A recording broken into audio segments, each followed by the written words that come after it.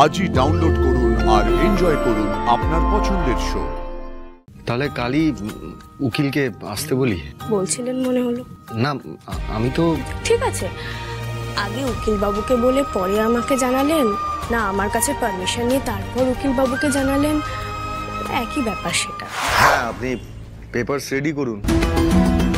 হ্যাঁ, আপনি কাল 8টা নাগাদ চলে আসুন। ঠিক আছে, আর আমি রাখছি, পরে কথা বলছি। আসি।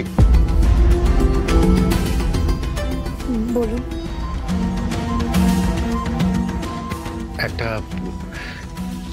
একটা কথা বলার ছিল তোমাকে। মানে বলুন না, সংকোচ কেন করছে? বলছি, তুমি যখন মিউচুয়াল ডিভোর্সের জন্য রাজি হয়েই গেছো, তখন ডিভোর্সের ব্যাপারটা ফেলে রেখে তো লাভ নেই। তাই তাই তো তাই তো তো ঠিক আছে।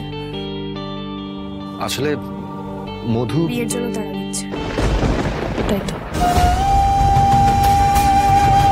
দেখুন স্যার, এই পুরো ব্যাপারটা আমি তো আপনার উপরেই ছেড়ে দিয়েছি।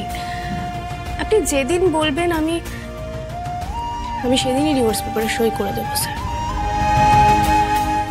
আর আমিও অপেক্ষা করে আছি এই বন্ধন থেকে কবে মুক্তি পাবো, সেই জন্য।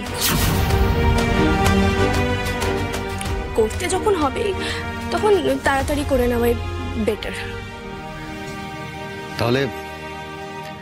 তাহলে কালই উকিলকে আসতে বলি। বলছিলেন মনে হলো। না, আমি তো মজা করছিলাম। ঠিক আছে, আগে উকিল বাবুকে বলে পরে আমাকে জানালেন, না আমার কাছে পারমিশন নিয়ে তারপর উকিল বাবুকে জানালেন, একই ব্যাপার সেটা। সেটাতে কিছু যায় আসে না।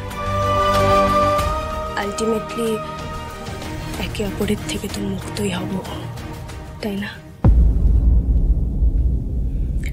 ঠিক আছে স্যার, তবে কালই হোক, সই করে দেব আমি। কাকুই, আশিকে রেডি হতে বলো, অ্যাডভোকেট আসছে। কি হলো কাকুই? কথাটা কানে গেল না? যাও, আর না পারো তো বলো, আমি নিজে গিয়ে ওকে ডেকে নিয়ে আসছি। না না, আমি যাচ্ছি। হ্যাঁ যাও। দাদু ভাই, ও দাদু ভাই, বলছি আরেকবার ভেবে দেখলে হতো না? এইভাবে তাড়াহুড়ো করে ডিভোর্স করাটা কি উচিত হচ্ছে? আর 2 মাস অপেক্ষা করলে কি এমন মহাভারত অশুদ্ধ হতো?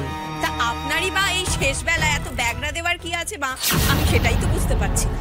2 মাস অপেক্ষা করলে কত বড় ক্ষতি হতো সেটা যদি আপনি বা আপনার ছেলে বুঝতেন, তাহলে বারবার ওই মেয়ের পক্ষ নিয়ে সালিশি করতেন না।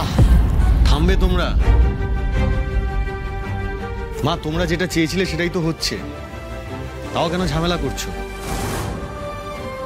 আর তাছাড়া উকিল তো আসছেন একটু পরেই, বললামই তো। তারপর তোমাদের ইচ্ছে শিলমোহর পড়ে যাবে।